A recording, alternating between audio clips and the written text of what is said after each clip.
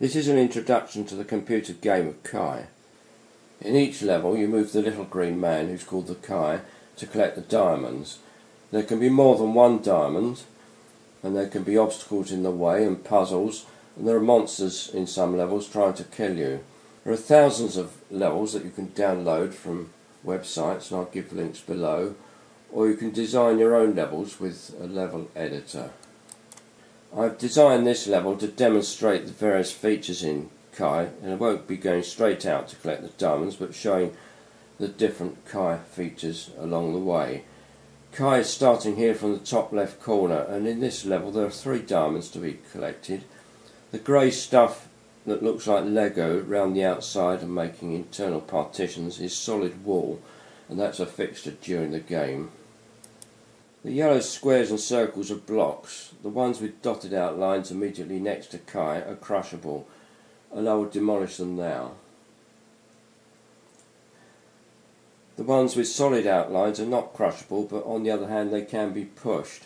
So I'm pushing this one out of the way, and I can pick up the first diamond quite easily. Kai is usually a green disc, but I've given him a face. This version of the game of Kai is called Python Kai, and it's possible to change the graphics. The Kai follows the mouse pointer if you hold the button down, or you can click on a spot some distance away and he will go straight to it if possible.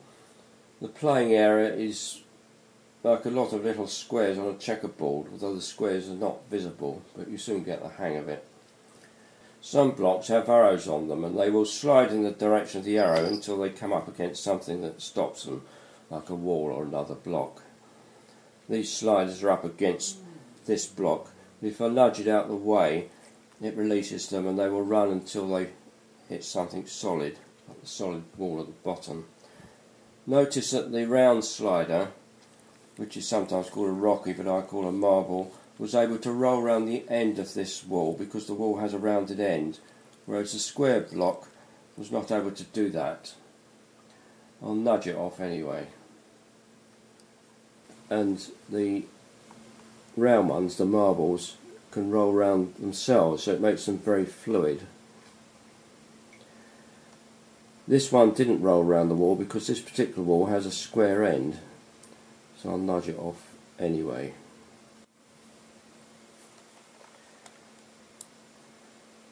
Moving into this area here, you see blocks with curved arrows on them. I can push these backwards and forwards like ordinary blocks, but they have the characteristic that if one of the sliding blocks comes up against them, they get turned in direction according to the arrow. The arrows are either anti-clockwise like this one or clockwise like that one, and that is the direction that the slider will be turned.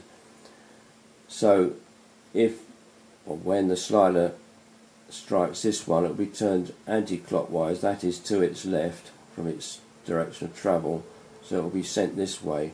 That will do the same, that will do the same, that will do the same. So these 2 sliders are going to be sent round in circles, or rather rectangles, until I push that one out of the way, in which case they strike this one and turn to their clockwise, that is to their right, and they until they're up against this wall and stop. Down here there are 2 magnets. Notice I can't progress any further through this opening because I can only push 1 block at a time, and 2 stops me completely. So the magnet comes in useful to pull these blocks, or at least one of them, out of the way. So if I manoeuvre this magnet, it can draw that block. I can park it up here. I could either push through that remaining block, or I can pull it out of the way like this just for fun. This magnet down here is a bit inaccessible because I can't get it into play, but magnets can attract other magnets. So if I actually manoeuvre this one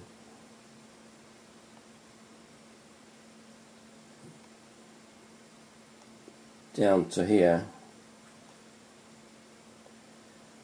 I've now brought this magnet into play. And they can do unexpected things, like if I move it up here, suddenly it's pulled up one of those marbles that I thought had... but then if I push the magnet on, the marble drops back to where it was. Moving on to this area, these black squares are called black holes, and they will swallow anything that's pushed or goes into them, including Kai itself. Kai has 3 lives, by the way, which you can see down at the bottom left corner, and if I go into a black hole, obviously I lose a life, and I come back to life at or near my starting point. If I come back here again, this time I will push a round block into the black hole and release that one. Black holes are a good way of getting rid of excess blocks which are cluttering up the game. Sometimes it's necessary to push blocks into black holes to complete a level. They're also good for luring monsters into, which I'll come to monsters later. Up the top here, on the top row, there are 2 shooters which shoot square or round, or square sliders or round marbles when they're able to. At the moment they're blocked off by these square blocks, but if I push this one out of the way, the square shooters start shooting square blocks. These can be an asset, or they can clutter up the game. If I create a backlog of these square sliders, you will notice that the black hole doesn't consume them instantaneously. It takes a few moments for each one to be digested. It does actually beat the speed of the shooter. I will stop this shooter for the time being as a distraction. The other one shoots marbles in the same way. I will shut that one up too, as it's a distraction. In this next area we meet another character which I call the Sentry. These march backwards and forwards between 2 obstructions, in this case between a wall and a pair of square blocks, because sentries can push single square blocks. So if I move one of these square blocks out of the way, you can see the sentry nudging the single one square at a time.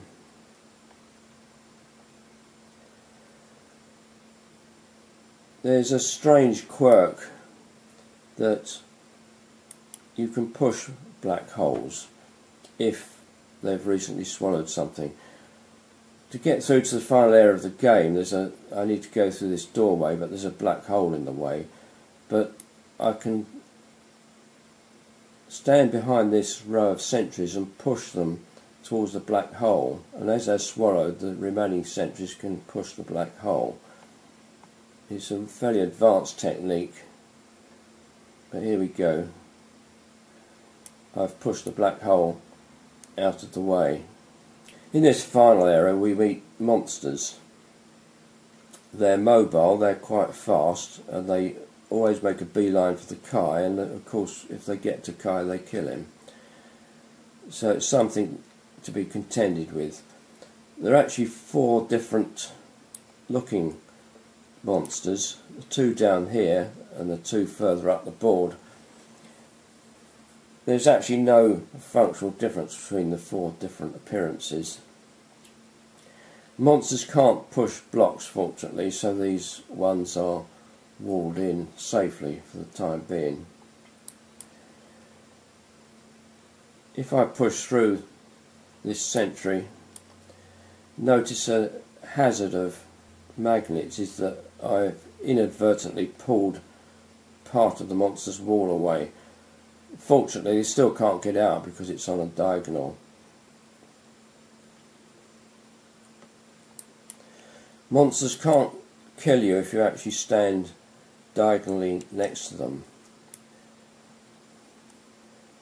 but obviously they kill you if you go straight next to them. So that's used my last life, so I need to get back again.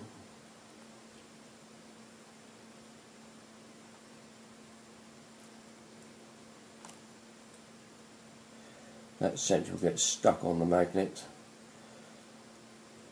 He's no longer a distraction. Now the next problem, you'll notice by the way that monsters get stuck on magnets, and you can pull monsters around with magnets as well. Now here's a common problem, is we have a monster inside a area with a diamond which we need to get to. The common technique here is to push the wall back and trap the monster into a corner. It can require some patience. There you go. Again, I'm safe on the diagonal. The final feature in this game is this one-way door, a bit like the saloon doors in a western. You can actually stand on the doorway and get back out, but once you're through a one-way door, obviously you can't get back again, so I had to leave this diamond to be the last one collected in the level. I'm through the door and I can't push back out again, but that doesn't matter because that finishes it. There's another Kai feature which I didn't cover in the previous demonstration because it occurs in the first few seconds of a level. It's a fairly advanced feature, and that's a timer block. These are square blocks that dissolve after a set number of seconds, which can be varied according to the level design, and they're used typically in the more arcade type of levels. You can't push them or break them, you just have to wait for them to run their time. For instance, in this level, Kai the diamond and a bunch of monsters are all held in by timer blocks. I must wait for my blocks in another 2 seconds. You can see the countdown on the blocks until I'm free, and then I must wait for the diamond to be free and hope the monsters don't get released and catch me first. So there you go. Thanks for watching. As I said, I've put links below to websites where you'll find downloads of the Game of Kai levels and more demonstrations. I shall probably put more demonstrations on YouTube here as well.